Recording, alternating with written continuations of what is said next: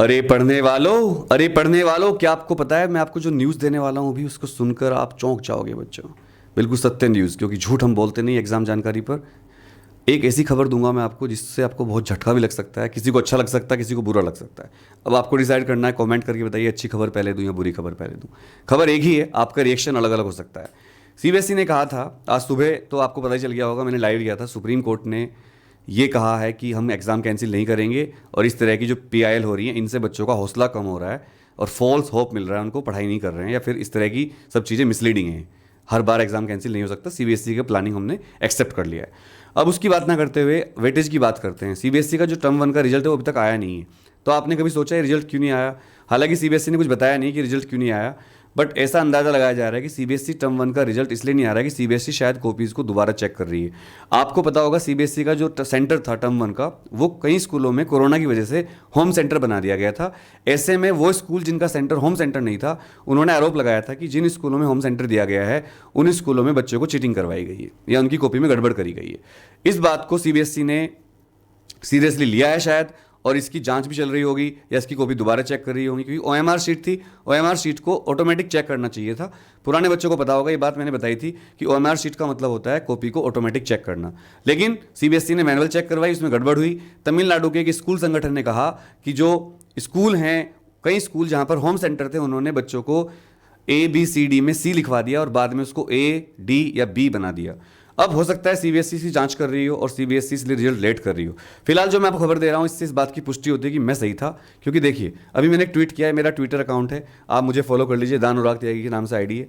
यहाँ पर मैं हम सारे चीज़ें जो भी बच्चों के लिए होती हैं करने की कोशिश करता हूँ। ये खबर देखिए आप, ये पटना के सीबीएसई की खबर है, पटना बोर्ड मतलब पटना से छपी है।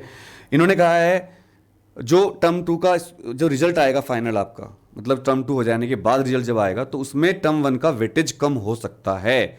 और ये इसलिए हो रहा है क्योंकि एमसीक्यू पेपर में सीबीएसई को इस शिकायत मिली है कि चीटिंग हुई है, और इन चीटिंग की शिकायत को खत्म करने के लिए सीबीएसई टर्म 1 का वेटेज कम कर सकती है।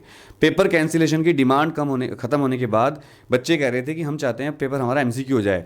एमसीक्यू छोड़ो, जो आपका पेपर एमसीक्यू हुआ है उसका वेटेज भी सीबीएसई कम कर सकती है, और ये वेटेज आपका 60-40 या 70-30 हो सकता है, मतलब टर्म 2 का 70 और टर्म 1 का 30। इसी तरह या तो टर्म 2 का 60 और टर्म 1 का 40% वेटेज हो सकता है। ये खबर यहाँ पर सीबीएसई स्कूलों के प्रिंसिपल से सलाह मांग रही है कि क्या करना चाहिए। मनी मीटिंग चल रही है, जल्दी ही आपको इसका पता चल जाएगा कि जहाँ पर होम सेंटर लगे थे वहाँ पर नकल हुई है। इसके चक्कर में सीबीएसई टर्म 1 का वेटेज कम कर देगी। हालांकि सीबीएसई ने कहा था कि अगर टर्म 1 में टर्म 1 में हम एग्ज़ाम नहीं ले पाए ड्यू टू कोविड, तो हम टर्म 2 का वेटेज बढ़ा देंगे, और अगर हम टर्म 2 नहीं ले पाए तो टर्म 1 का वेटेज बढ़ जाएगा। लेकिन चूंकि अब कोविड केस नहीं है और टर्म 2 का वेटेज ज़्यादा होगा, टर्म 1 का वेटेज कम होगा, ऐसी संभावना जताई जा रही है खबर के हिसाब से। और जब मैंने भी इसको थोड़ा पता किया तो ये बात सच है कि प्रिंसिपल से सीबीएसई सलाह ले रही है कि क्या हम टर्म 1 का वेटेज कम कर सकते हैं। तो आप मुझे कमेंट करके बताइएगा, आपका सेंटर होम सेंटर था या दूसरे स्कूल में सेंटर था, नंबर 1। नंबर 2, आप मुझे कमेंट करके बताइएगा क्या आपको लगता है कि आपके स्कूल में चीटिंग हुई है और आपकी नहीं हुई, या आपको लगता है या आपको पता है कि आपके दोस्तों के स्कूल में चीटिंग हुई है। क्या आप मानते हो इस बात को कि मतलब आपको ये बात आप अच्छी लग रही है आपको कि सीबीएसई टर्म 1 का वेटेज कम कर दे और टर्म 2 का वेटेज बढ़ा दे, या आप चाहते हो 50-50 रहे जैसे सीबीएसई ने बोला था? ये सारे कमेंट आप करके बताइएगा। आपके पेपर कैसे हुए थे टर्म 1 और आप अब टर्म 2 कैसी तैयारी कर रहे हो? अभी हमारे पास 60-65 दिन बचे हैं, क्या आप अच्छी प्लानिंग कर रहे हो अपनी तैयारी के लिए? ये सारी चीज़ें आप मुझे कमेंट करके बताइएगा। So thank you very much. अच्छी खबरों के लिए, सच्ची खबरों के लिए एग्जाम जानकारी को सब्सक्राइब कर लीजिए और इसको वीडियो को ज़्यादा शेयर करिए। Thank you.